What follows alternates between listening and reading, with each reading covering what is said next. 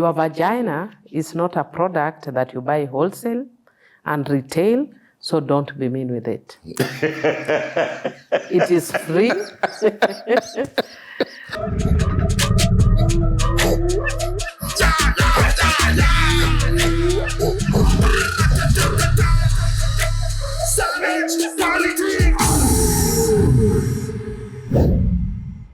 Thank you again, viewers. This is another episode of Savage Politics.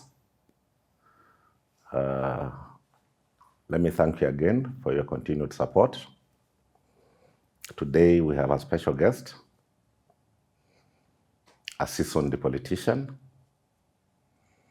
somebody everybody will want to hear her views on both past and current politics, and also maybe know what is she doing at the moment. What is this private project? Because we are told we are in a hustler government. Is she hustling by writing, by teaching? Our guest today, Honorable Millie Odhiambo, Member of Parliament for Suba North. Millie Odhiambo is a lawyer. Millie Odhiambo is doing her fourth term consecutively in Parliament, meaning there must be something she got right. Welcome to the show. Thank you. Mami. Thank you. Karibu sana. Asante. Yeah. How have you been? Good. Yes. I'm very good. How about you? I'm well. Yes. You remained consistent. Yes. You have always been the firebrand that you've been. We watch you on TV. Thank you. While prosecuting your issues in Parliament. Mm-hmm. And you're one lady everybody wants to hear Yes. from.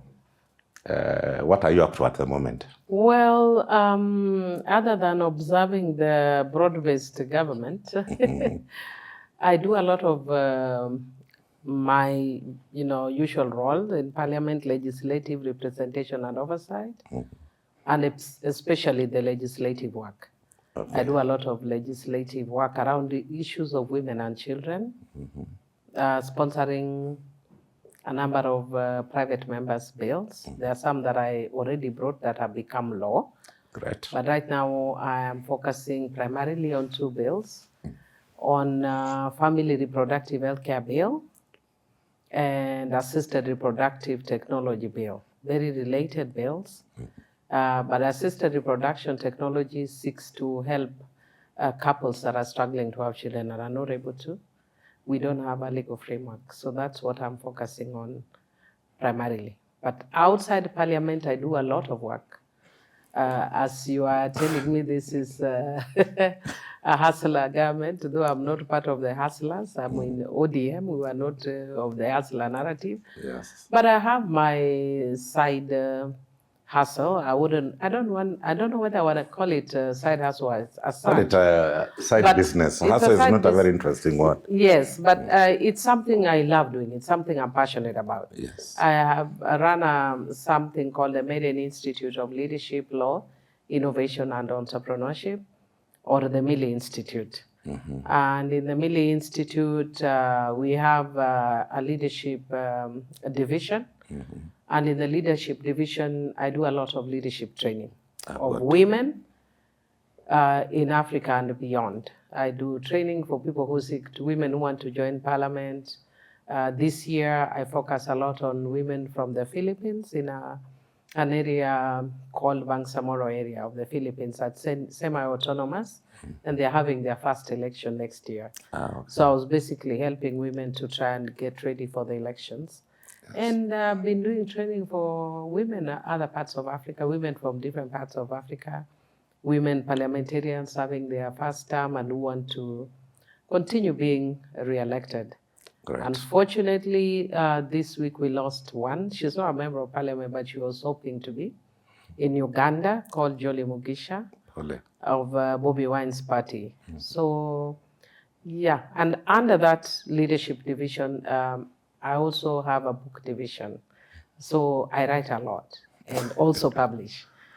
So this is my first published book, Rig or Be Rigged. Rig or be rigged? Yes, with a question mark. This is interesting. Yes. when you think of our politics, Yes. and the chaos that have followed our politics all the time, Yes. it will be interesting to have a read. I don't know when you're launching rig or be rigged, because I'm sure Kenyans who want to hear, you're known as a bad girl of parliament. Yes, yes. So Kenyans who want to know exactly what is in your head, we hope rig or be rigged will help them understand you. You are one of the leaders this country looks at as women leaders who are very consistent. You've been there. You've not allowed the rest of us. I was with you in parliament. You never allowed any one of us to bully you. In fact, you'll bully us if we try to joke around with you.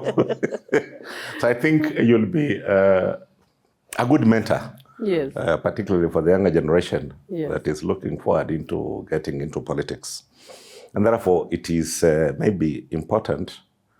I think you've been in parliament from around 2007. Yes. Up to now. You are doing your fourth term, meaning after this you'll have done close to 20 years, if not we'll 20. have done 20, almost 20. Yeah, you'll have done just very around 20. Yes. That's a long period. Yes, it is. And in my view, you have the experience that a lot can learn from. Yeah. Out there, they say, ODM party leader gets into other people's arrangement and ends up breaking their systems. I don't know, maybe they must be very foolish to allow somebody to enter your system and allow him to break it. But those are the things that are cooking in the vineyards. Do you have any comments on it? Yeah. I think it's actually a misinformed view. If you look at 2007, 2008, and 8, I was right in the mix. We campaigned. ODM was definitely headed for a win. And then things changed. And it was suspected that there was massive rigging. I actually mentioned it in my book that in the evening we were like 1 million votes ahead. One evening we were like 1 million votes ahead. And somebody on the other side called us who was sympathetic to ODM and told us, you guys, there's a lot of rigging happening on our side. Those sides, that time it wasn't too much of digital rigging. So you could actually tell when flights are coming in the night with ballot boxes and there was a lot of staffing. So somebody who was sympathetic called us. And we called the media and did a press conference. But because it sounded so preposterous, they didn't even cover us. It was me, the late Honorable Teno Kajwang, Honorable Buru Odinga, and all that. And then, of course, there was a spontaneous violence that broke out. And even in the violence, everybody expected that the greatest violence would be in Luo Nyanza, where Raila Odinga comes from. It wasn't. But surprisingly, it wasn't. Instead, the Luos were killed elsewhere. So the narrative that even the international community was trying to sell, kind of backfired. It wasn't Honorable Raila Odinga who instigated the violence. And of course, there were people who were charged, including the current president and the former president, Uhuru Muigai Kenyatta, in The Hague. And of course, the case went the way it went. So you'd presume that they were not involved because of that decision. However, it is the international community, based on the issues that arose that time, who called and said, can we come sit together? And for the sake of the country, forge ahead. And that then happened.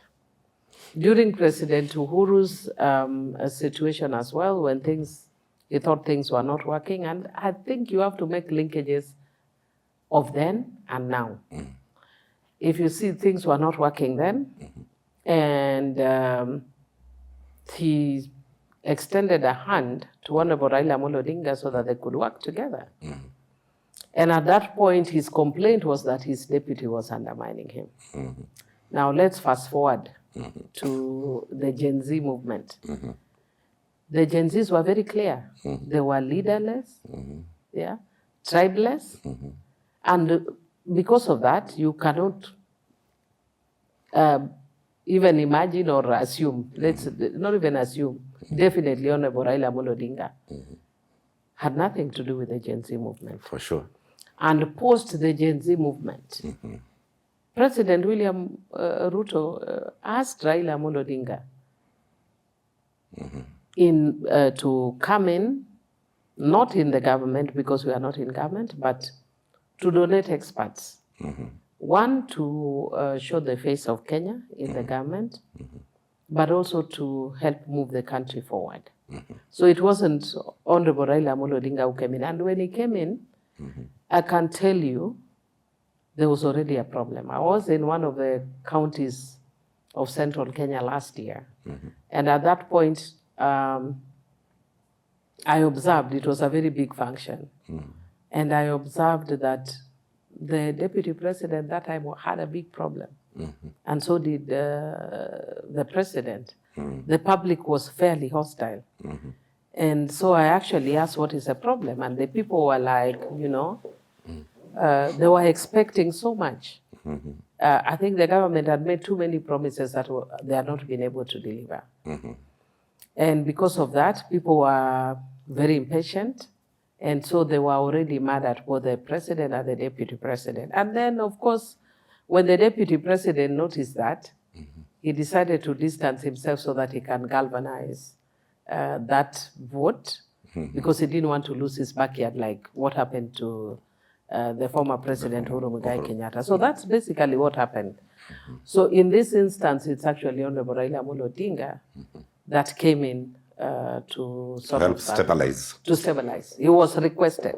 He wasn't keen. 207. And as a matter of fact, actually, even the bases were not very keen, and still are not very keen. 207, I voted for Raila. Yes. Maybe about 5 times. Yes. And 207, I was in an alliance with them. Yes. And after the violence, I remember asking Honorable Raila, 5 years is not a long time. Let us play our opposition role instead of this thing they are proposing of government of national unity, the story of nusu mkate. And we argued. We actually disagreed. If you remember, I was the only member in the opposition. Everybody else joined the government. It's true. And I remained in the opposition because I felt, obviously, the results of the election did not reflect the views of the Kenyan people. That's true. And that it will be an overkill. If you stay behind for the sake of the country, step behind for the sake of the country, and clearly pronounce yourself that, yes, I won, but I would not want my country to go into pieces. I'm willing to wait for another 5 years. This never happened. Instead, the need to be part of what Kenyans were rejecting, because Kenyans had chosen differently. And what you are telling me, there's a possibility it happened. None of us has really tangible evidence, but all of us were told very many stories, including one time when Gishangi came to the then director of intelligence, came to Nairobi Club and addressed Raila as His Excellency. And we believed we had won an election. Yeah. And then things just changed overnight. But then instead of saying, okay, fine, the people who voted for me believed in my manifesto. They believed in my politics of liberation. I have struggled. I've gotten them a new constitution. By the way, let's agree, one of the biggest things we'll credit Raila for is the current constitution. It's true. He has his weaknesses, but he has also his very, very strong points, like getting Kenyans a new constitution. Yeah. But then, these very basic, I don't know really how to put it, intuition of understanding that there is a reason why this was rejected, and I cannot be part of it. Yet you go and become part of it. That happened in 2007, nusu mkate. And I felt that was a blunder of the year because we needed to remain in the opposition. I remained in the opposition alone. And the following election, I can assure you, there would have never been a match. In fact, Raila would have gotten about 90% of the Kenyan vote. But to me, joining that government postponed his ambitions of providing leadership for this country. The young people of this country, they say the Baba stay at home. Which he did. Stay at home. Let us fight for you. Let us fight for our country. What defeats everybody is that, okay, some of them can call the Honorable Raila grandfather. Some of them can, the millennials can call him our father. Why then would he upset their wish by saying, no, okay, I want to help Ruto stabilize? And he joins, he donates experts, the language being used, to stabilize the government. Now, Kenyans looked at it as, is this the man who liberated us? I don't know your comments. Well, how that can be justified. No, I can actually tell you Raila Odinga is an exceptional politician. He's exceptional because there are things he does which even I can't do, which you can't do and I can't do. And that is sacrificing. He has sacrificed his own ambitions. He has sacrificed a lot for the sake of this country. If you actually, one of the most beautiful things when looking back now, some of us had very hardline positions, like even when Honorable Raila wanted to get into, like even the first time of 2008. Well, like we've won, and because we've won, there's no reason why we should get into a nusumkate. But people were dying. Of that yeah, people were dying. People were dying. And it takes an exceptional leader to be willing to let go when you know you have won.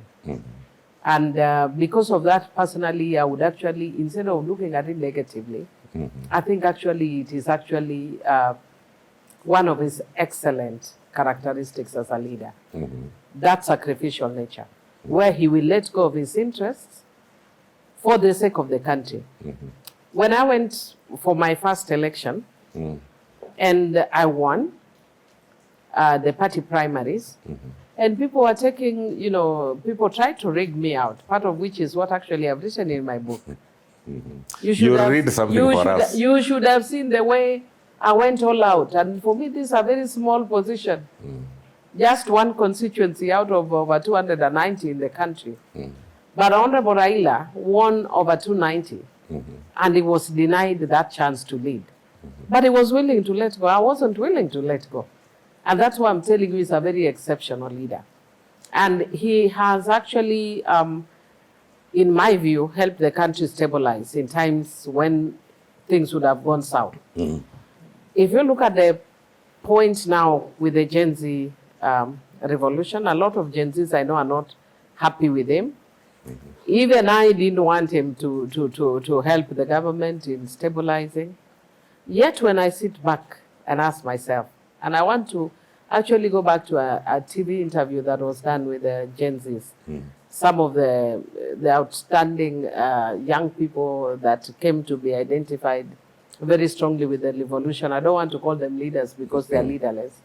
But some of the outstanding young people who came to be identified with that revolution, and they had an interview with the media, and they were asked a very simple question: what next? And you could see I think there were four or five of them. They had no clue. No clue of what next. Yes, they had no clue. Of them here. Yes, that's true. They had no clue what next. And I remember sitting and engaging with everybody else, and I was asking, okay, what next? And nobody knew what next. And we looked at all scenarios. There was no what next. And sometimes when you are an exceptional leader, you have to do what may not be very popular to provide that what next. And we may not see it now. It may become evident to us in 10, 20 years that what he did actually helped the country. And I'm looking at it in terms of, look at countries that had that kind of moment. Had a Gen Z type of moment like Egypt, Zimbabwe, and several other countries. Sudan. It all turned out wrong.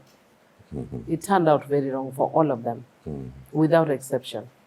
And so if we wanted, for those of us who are younger than Honorable Raila Odinga, and those who are even now younger than me, like the Gen Zs and millennials, were very impatient And we want change, even if we don't know how we want it. And the only thing we can say for sure is we say we want Ruto out. How do we want it out? How do we want him out? What is the legal framework for it? Yes, we don't know. How do we want him out? We don't know. We just know that if he went on the street forever and ever, amen, he will somehow come out. And yet he will not come out. So somebody has to be able to take that difficult, decision that is not very popular, but that can enable the country go forward. Does it mean that things will change for the better? That's a question that only President Ruto can answer. President Ruto is very lucky because most people don't get second chances. He got a second chance because the country had come to almost the brink of breaking down. I hear Professor Kithure Kindiki now calling it a coup. I wouldn't say it's a coup, even though I don't have that sort of information, because I want to agree with you wholly that the reaction by the Gen Zs was very spontaneous. It was. Nobody organized them, and the reason I know that is because I have very many Gen Zs in my own house. And so I was able to see how they were communicating with each other, talking to each other. As a politician, I had to be very keen. And it was very spontaneous. Even they were shocked at the 25th and the turnout. And the way they came out more. And if they want the killings, had it moved on to another week, it would even have been much bigger. Much bigger. But of course, as we say, of course, there were opportunists. And for a fact, I know that on the 25th, there was infiltration by people who are not Gen Zs. There may have been, some of them may have been Gen Zs in terms of age, but were not part of the original group that were planning. There are people who, they are politicians or other people who... Interested groups. Yes, interested groups that hijacked part of that process that resulted in deaths. And I believe that there were many, many more young people who were killed than is even being documented. I hope what Kithure was talking about, that there are people then who are going to be prosecuted. My understanding and your understanding would be a team of people who came to change a peaceful demonstration by young people into a violent, looting, robbing situation. If those are the people they are talking about taking to court, then we are with them. Yes. But if they are going to create some scapegoats and tell Kenyans that the Gen Z demonstration was planned by any politician. No, that I don't agree with. Everybody will look at them and laugh. That I do not agree with. Let me go back again. The Gen Z thing was not planned by politicians. It was just people reacting to a terrible situation that was obtaining in the country. If you look at certain clips that I was even speaking in Parliament before then, I actually remember asking Honorable Kimani Ichung'wah, are you mental?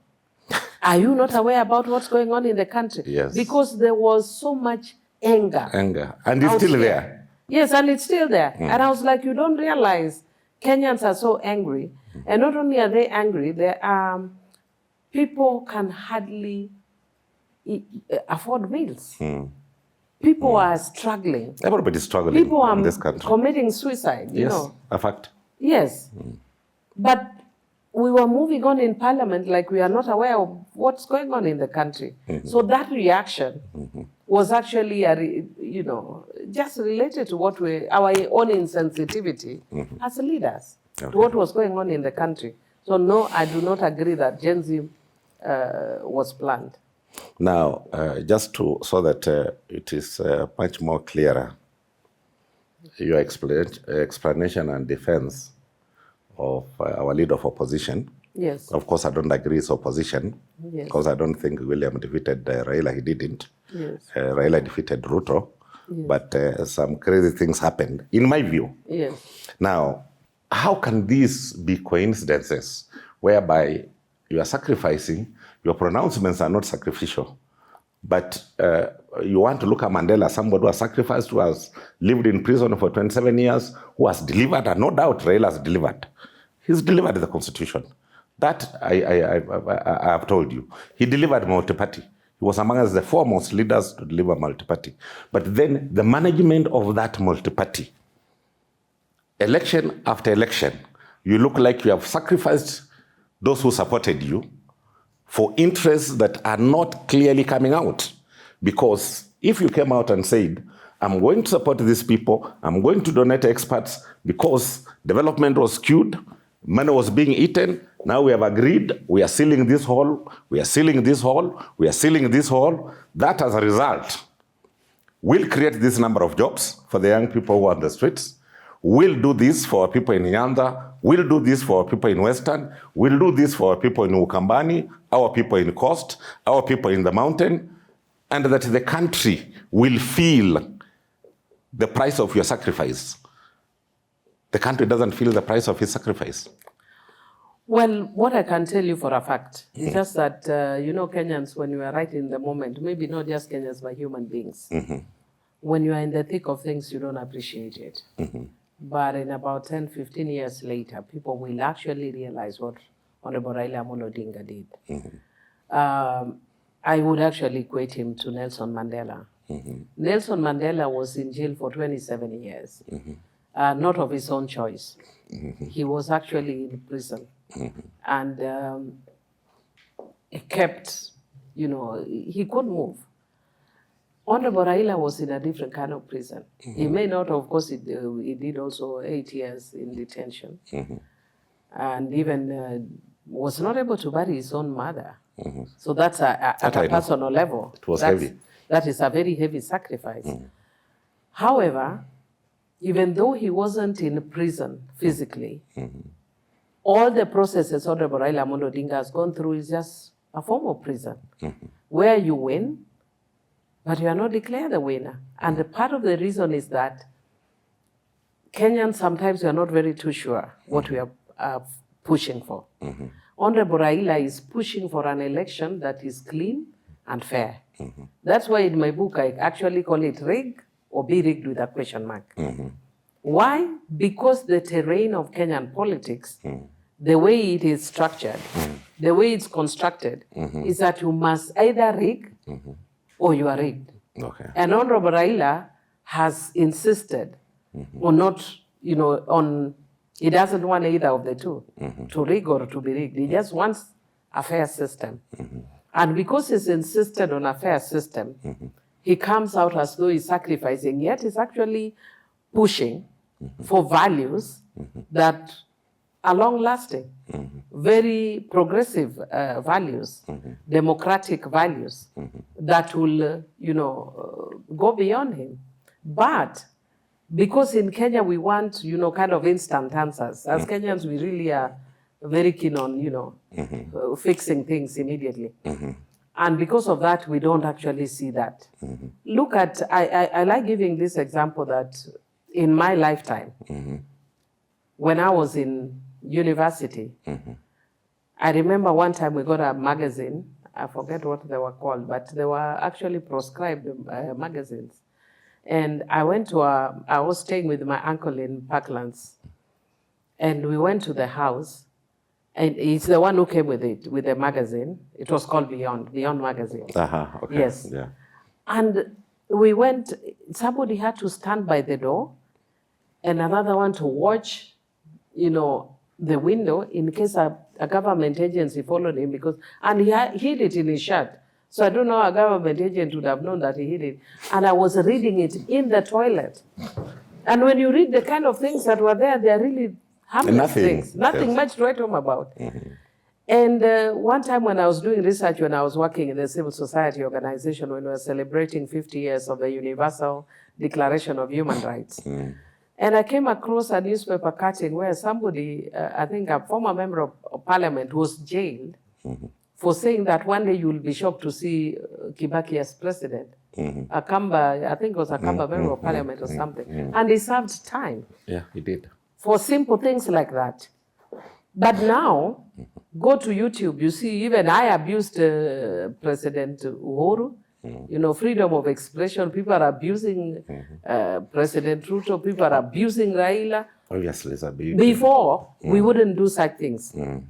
But we don't notice that. Yet, Honorable Raila Odinga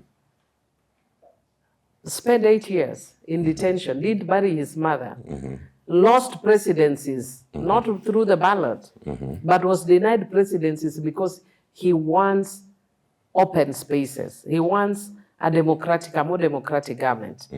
So yes, he has been able to realize some. The constitutional, moment, for instance, and for me, that's one of the greatest things that I've seen in this country, the constitutional moment when we came up with a new constitution. That was one of the greatest, glorious things in this country.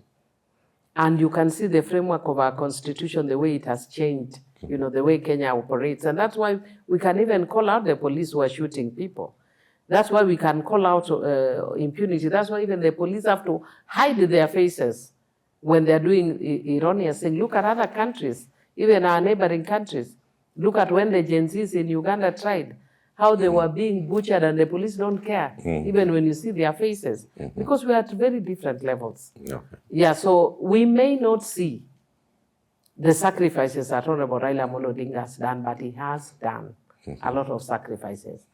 It's just that what he's looking for may not be physical as, the way we can, touch it. Touch it, yes. Yeah, but he has done a lot for the country. To quench my thirst. Yeah. What page should I read first, just to get a gist of what you've been thinking and the way you have understood and conceptualized what has happened all through? Rig or be rigged with a question mark? Yes. What should I look for in the book? Of course, I read all of it thoroughly. Yes. But if you can just read something for us, which you think will capture my mind, and now I settle down to read. Well, the book captures a whole lot of things. Even though I've not written quite a bit, because it's more of my experience, but captured as rules, or lessons. And primarily, I'm aiming to alert women. But my warning is I tell women that when they read the book, they tell me I'm not getting into politics. But I'm telling them my experience is not yours. So whatever I went through is not necessarily your experience. However, I want women to be knowledgeable about what politics is about so that you are not shocked. So there's a lot. There are high moments in the book. There are low moments in the book. There are happy moments in the book. There are sad moments in the book. And there are shocking moments in the book. Just like, I think it's, for me, when I came in, I was one of the, if you remember, I was one of the youngest members of parliament then. And you developed a skin we feared, all of us. Yes. And yet that time I don't even really develop a skin. I think what I went through then enabled me to even develop my skin further. And I can give you, there are many places I can share, but I'll give you, for instance, let's say, there's an approach that I call, first of all, I've divided the groups the book into parts. And there's a part where it says his principles of political leadership. And then there's a part that I call the real politic. Really politic. The real politic. The savage politic. The savage politic that you, even if you went to Harvard school, you'll never get. You'll never get. Yes. Yeah, this one is you get from the school of hard knocks. Yes. And there's one I call the bottoms, because people ask, how do you get into politics? And there are different ways. And one of them I call the bottoms-up approach. And it has nothing to do with the better approach which the government of KK is talking about. So maybe I can just show you just a little bit. Yes. Which is the fourth approach, the bottoms-up approach. There was I hope you will be able, me, I speak things as they are. Yeah? Yeah. So there was for a long time an unwritten rule that most women getting into politics had to use a bottoms-up approach. This was not, and it's not necessarily true, though some women think it is easier to use this approach first on party owners and at times on financiers, since elective politics is expensive. Why are you laughing? No, just very interesting. I hope you are not a party. No, I'm not. You are not a victim. No, I'm not. No. I remember there was a time a super rich male colleague tried to hit on me by telling me that I needed to have a socio-political financier in order to survive in politics. Dumbfounded, I shared this with one of the women politicians, and her response was even more flabbergasting. She said, and in inverted commas, your vagina is not a product that you buy wholesale and retail, so don't be mean with it. It is free. Oh, gosh. Do you need water? I think so. It is free, it can be used, and it will remain as is, where is. You need money for campaigns, give him. In any case, exchange is a fair game. This is where I would go wolololo in my That is from a fellow woman politician. Yes. Or ish in my father tongue. Interestingly, these same sentiments were shared by a woman in my constituency who used different words to explain why some men were attacking me at some point. In her view, all I needed was to give him or them what they wanted, since my vagina would remain exactly where it has been through the years. So I discovered it's sort of like a common thing that people knew about then. Now, what I say is that we are an amalgam of people in politics with different ideologies, standards, ages, and backgrounds. For many people, especially the younger generations, sex is no big deal. You can have it anywhere, anytime, with anyone. You can have it with your head hanging down a tree, and a chair, on the phone, underwater, or under a viaduct. Millie the Millie. Yes. Now, almost understanding why you are the baddie. Explain to me, what is this baddie? No. So there, you wanted what? Yeah, but what I'm saying is, I don't want to leave it at that. What I'm telling you is that everybody, each one of us comes to politics with their own standards and values, and you do not have to conform to what I was being told, because I have moved through politics without conforming to what they've said. That I can tell you very confidently. That I know. Yes, yeah. I can tell you confidently that I don't have to compromise. Neither do you as a woman have to compromise. But of course, we come in with different values, and I can't dictate to anybody how they come in. However, I think women need to know the reality that will happen, that people will try and use that. And so I encourage very young girls that if you think you are not strong enough yet, you are not anchored on values, wait until you feel you are anchored enough to come in, because you'll be thrown around like the wind, with like chaff on wind. So just relax. Tell me about this. We started and you explained about the institutions you're trying to run, the Millie something. Yes. And now with just that little dose, yes. Just explain to my viewer deeper, what do you do in those institutions? Maybe you'll help the morality of our girls, that they must not subscribe to what the rest of us will be asking them to do, just in order to hold their hands for them to get to where they want to get. I actually train in the Millie Institute. I train women to be bad girls. And bad girls, recently somebody told me, what is a bad girl? And I say a bad girl is actually good. But being a bad girl is good. But being a bad boy is bad. It's bad. Yes. A bad girl is guarding your morals. Not necessarily, but it is about having your values, moving with your values, and not being dictated to by anyone. So it is about standing firm and strong, and not being tossed by everyone. Opening up the heavens for your own freedom. Yes, or in your own standards. And their own standards. Not with anybody's standards. Yes, so that is actually what I teach. And then also when you get into politics, if you actually look at the book that I was referring to by Professor Nancy, it's a book that says good girls or nice girls never get the corner office. And it basically talks to the issue of culture. And, for her it's culture, but within a Kenyan context, it's both culture and religion that has kind of relegated women to a corner. And we have been told that there are certain things that we either can or cannot do for us to be considered good girls. So for instance, if I'm a good girl, I will submit. For instance, if somebody tells me, for me to give you a certificate, you have to submit. By the way, in the same book, I actually speak about some politician who I say has bad table manners. And the bad table manners is that this politician was in a position to give certificates to women candidates, both male and female. But then you find like you're a woman, you are popular, but you never hack it. You never get your certificate. Yeah, so she was told, you need to see so and so that you can hack it. And so she said, yeah, she told me, this is not reported, she told me herself that she had revised like twice and she was failing, and she's extremely popular. I'd even been to her constituency, I saw it. Extremely popular, but failed twice. So what did she do?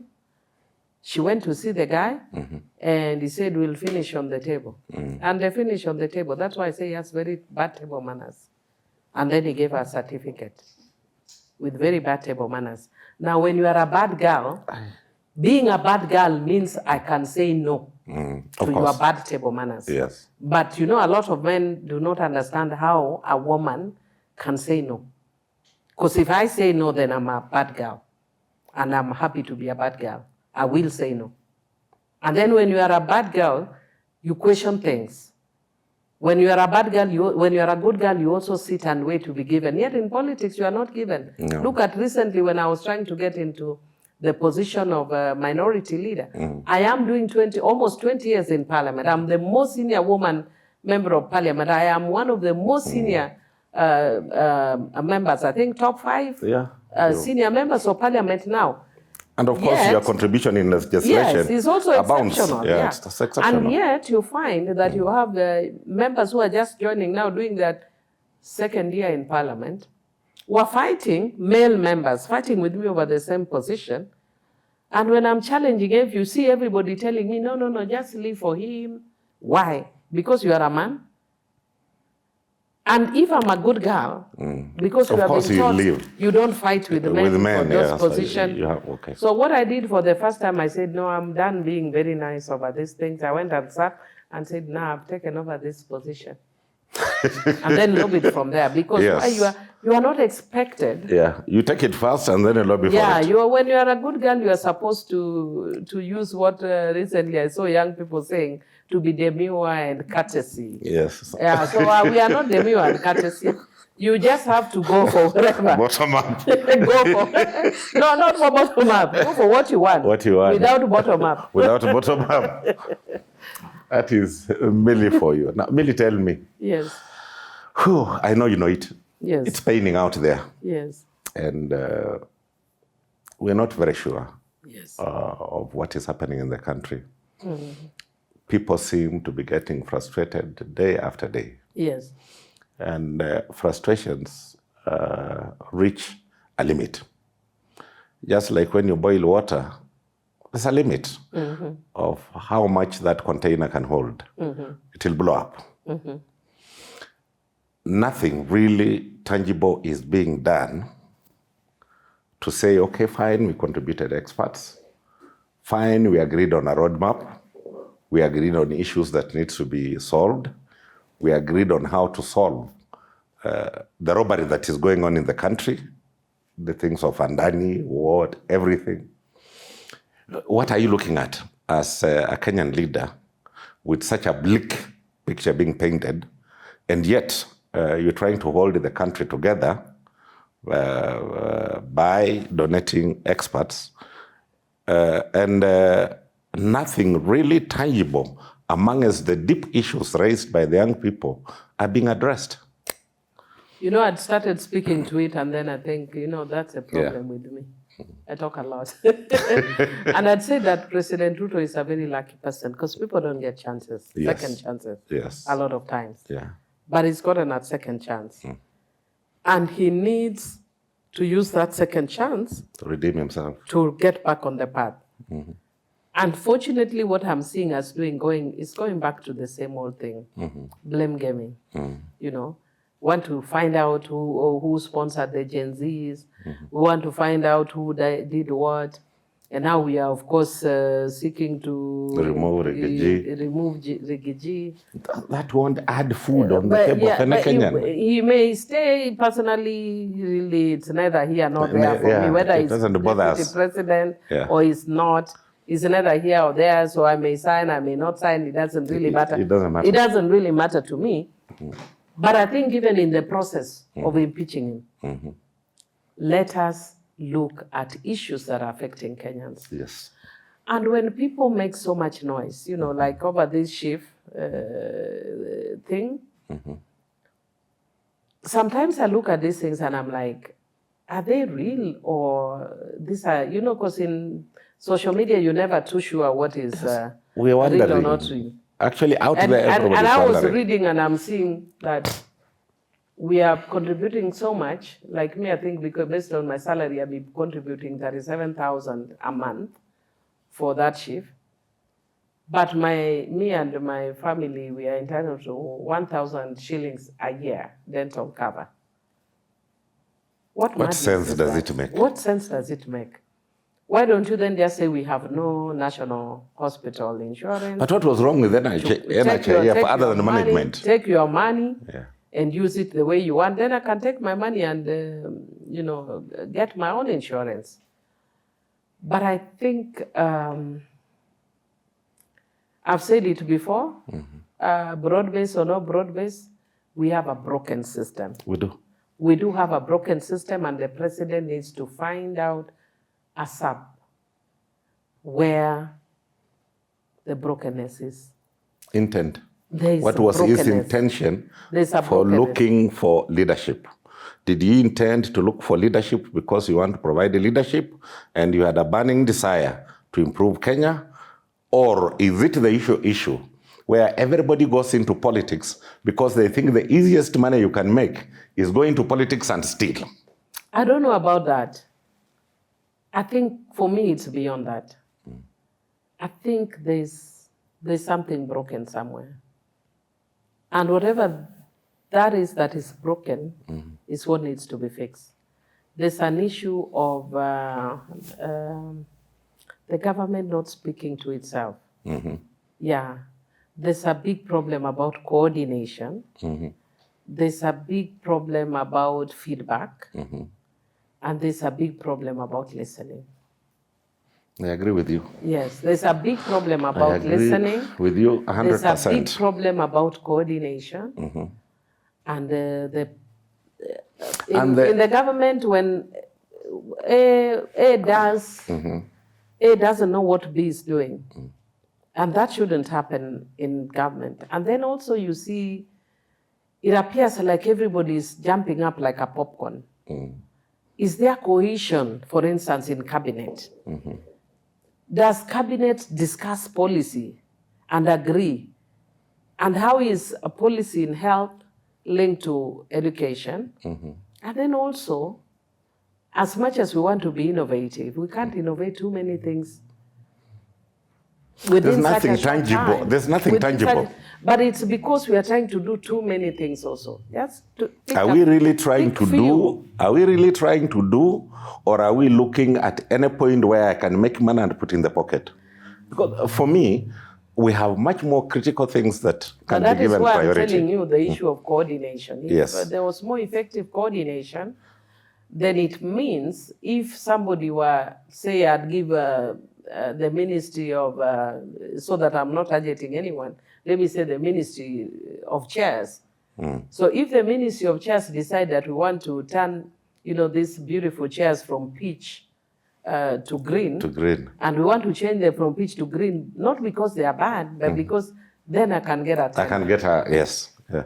Then the element of coordination is not there. Will let you know that no, we don't need that. And if somebody else, the minister involved in charge of glasses, would decide that no, now we don't need to take water from glasses, we will basically be getting some wonderful new technology from Europe to drink water from.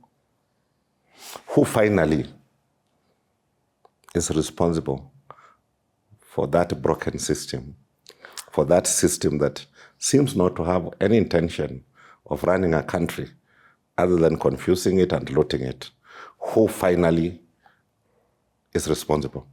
Well, of course, the president is finally responsible, but I think the bigger challenge is that the president is also surrounded by people who want to vie. So everybody is more interested in, there are people who want to vie as governors, there are people who want to vie in different positions.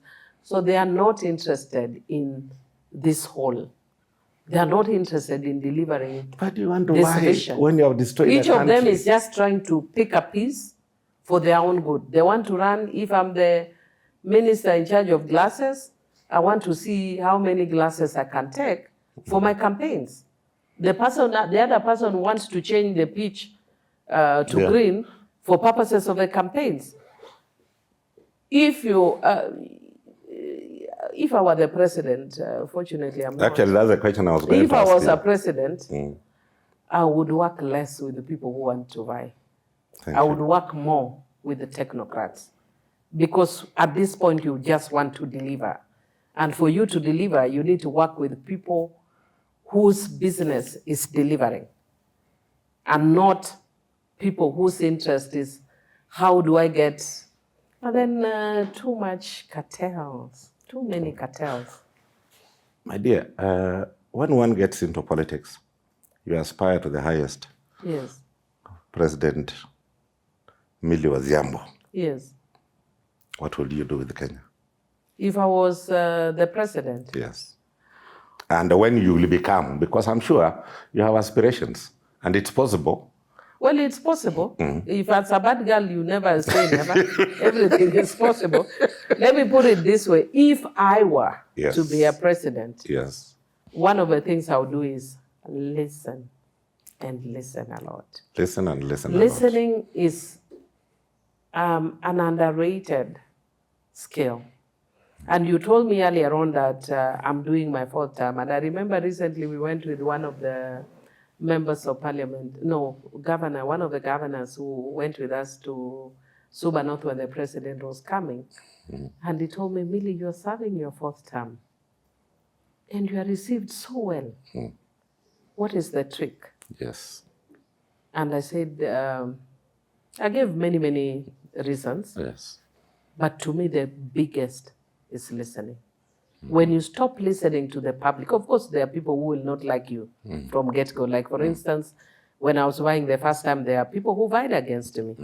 And I've noticed that the people who supported them, some of them to date will not support me just because I defeated their preferred candidate. But over and above that, even there are times that even people who don't like me, who don't support me, they tell you, Millie, I don't support you, but here you've done well.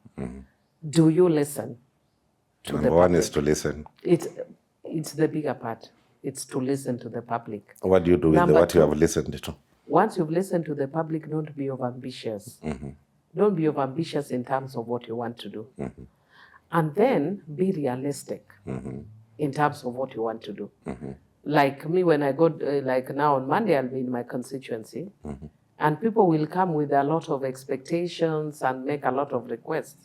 I am realistic about what I can and I cannot do. And that I picked from my good brother, Agostino Neto, when he was having his first time. And I listen a lot, not only to me, but to what people say about other members. And he was very popular then. And so I asked his people, why is Neto very popular? And they say, they call him Oria. So they say, Oria, he says, and he does. And he does. And what he can't do, he will tell you he wants to. So that's how I operate. What I can't do, I will tell you I will not do. I learned the first thing we were trained was to say no.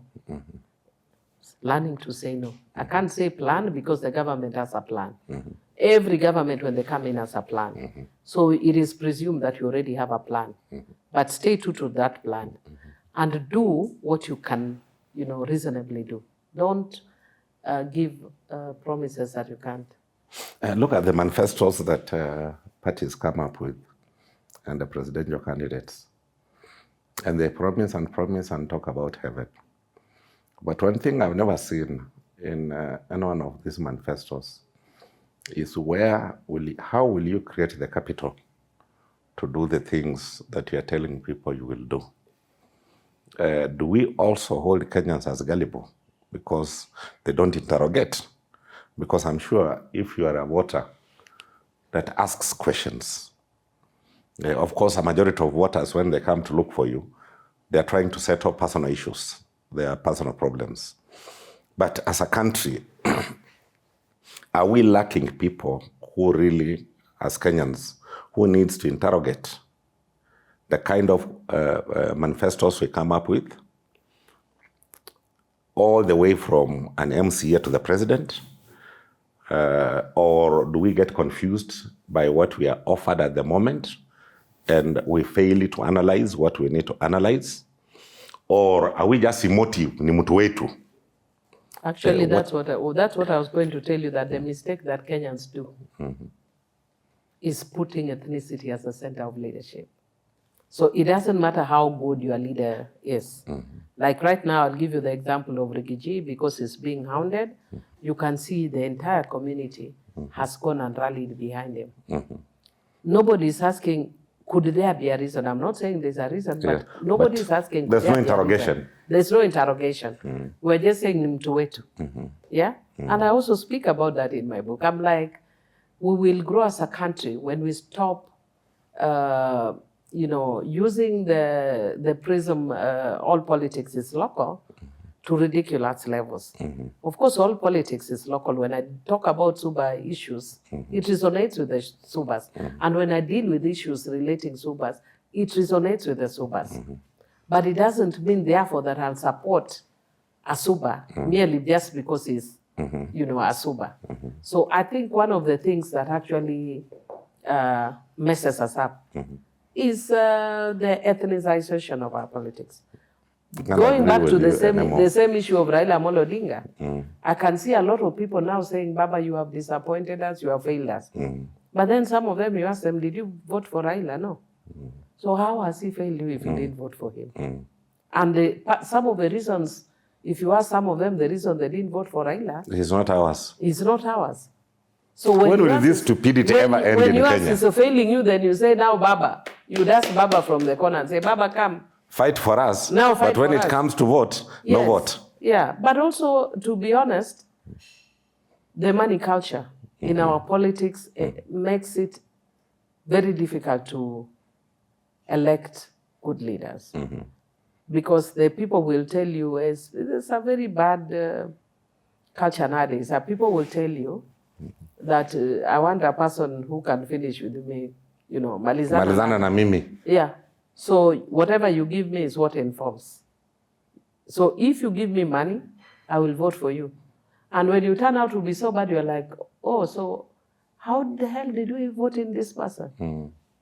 But because you are considering about money, I was like, why don't you just take that money and vote a good person anyway? Ignore the bad person. Look at somebody's track record. And, people, I see in America, for instance, when somebody is going in for presidency or whatever, even though, unfortunately, the last two elections, they've also deviated and their politics is becoming more Africanized. It's more Africanized. Yes. But in the past, Americans would ask you, what is your track record? If you ask me as Millie Odhiambo in management, I'll tell you my track record. The track record, yeah. Yeah. I have worked with the Credo. I founded a successful organization, fundraised for it, worked all over the country with it. I worked for the Office of the Attorney General. I've worked with FIDA. I have management experience. Track record. But what do we normally do? Mtu wetu amekuja, absolutely no management track record. But because mtu wetu, we will elect you. Then when you are failing, you is like, where is the problem? What do you mean, where's the problem? The problem was glaring. We just ignored it. We just refused. So what we are telling Kenyans, that the most stupid thing you can ever do is to be stupid and think mtu wetu is an answer to your problems. No, mtu wetu is never an answer to our problem. It will never be an answer to your problem. Sometimes, your solutions is not necessarily from your side of the world. I remember when the T bill was being discussed. I was just doing my parliamentary duty and I brought a lot of amendments on the tea bill. And you don't grow tea? Yes, I don't grow tea. Yeah. No, there's kilometers and kilometers, hundreds of kilometers, away from, with that, I live hundreds of kilometers away from any tea growing area. Tea growing. But because I'm doing my legislative work, Yes. I actually brought amendments that were strengthening the tea industry. And I remember some Kikuyus came to meet me and they gave me a reward. I don't know what it's called, but some part of animal which was considered some, I don't know what it's called, but they gave me something which they said is of cultural significance. It's a blessing. It was a blessing. Okay. For pushing the tea agenda. But that was not because I wasn't interested in the president. I was just doing my legislative work. So sometimes that interest comes from elsewhere. And I remember there was a time that there was also a bill that was brought that related to Muslims.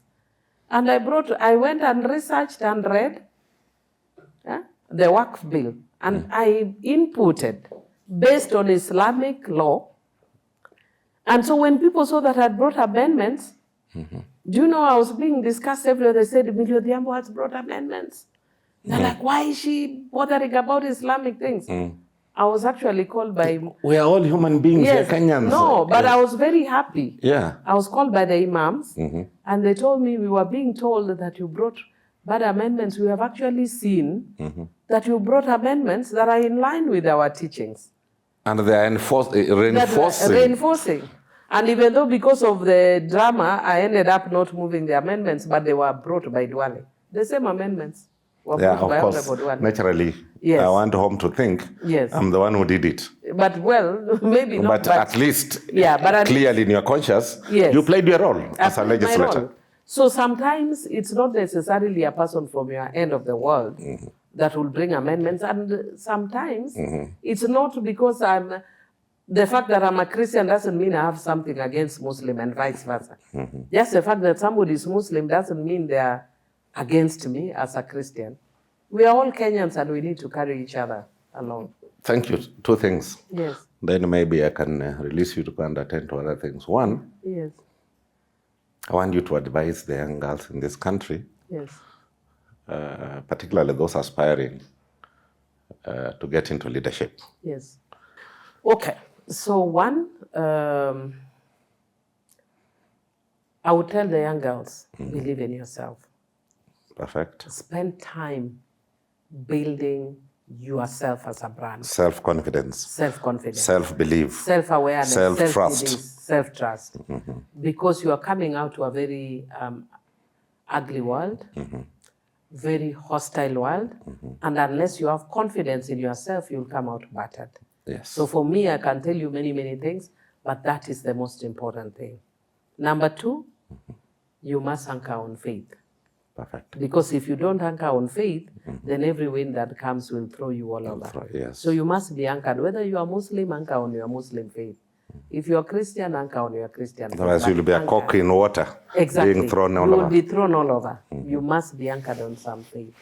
And where do we get the book? Wow. You get it online, www.themillieinstitute.com. Yeah. I was just trying to get it right. It's www.themillieinstitute.com. And then we're also going to provide in Nuria and also after the launch in Amazon and other. Okay. Yeah. You've had it for the young women who are thinking of, young girls, young women who are thinking of getting into leadership. One, you must have self-confidence. Yes. Believe in yourself. Yes. Trust yourself. Yes. Be clear in your mind on what you want to do. Exactly. Clear have direction. A clear vision. And have a clear vision. And when you want to get into leadership, one of the things when I train people is be honest about why you want to get into leadership. Be very honest. People want to get into leadership because they want to make money. If that is your goal, forget it. If you want to get into leadership because you want to get money, you may come in. Well, there are people who come in and make money, but at least be honest about it, because then how you engage will be different. But don't purport to be coming to be a servant when all you want is to make money. Is it a salary or a money that we are seeing? You know, there's some money that is so dirty. Somebody is dying of hunger. Somebody is dying because there are no drugs in hospital.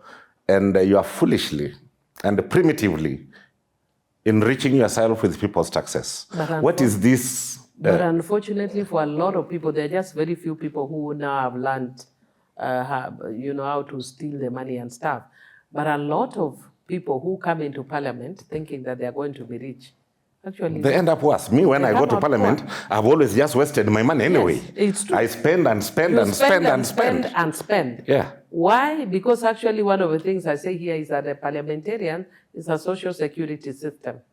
You take care of people who are sick, you take care of people who have lost their loved ones, you take care of a man getting a second wife and a third wife, you take care of a woman who has given birth, every social problem you deal with as a member of parliament. If somebody were to ask you what's the term of reference of a member of parliament, you are a nurse, you are a teacher, you are a doctor, you are a psychologist, you are a charitable organization, you are everything and everything. Mm. Yeah. Thank you. I think viewers, you've heard, that is Millie. And you have understood what a bad girl is. And above all, I'm waiting to read this book, Rig or Be Rigged. You had a bit of it. I'm anxious to listen to the rest. Thank you so much. Thank you. And thank you for the advice to our young girls. Thank you. And your insight into the Kenyan politics. Thanks. Thank you greatly.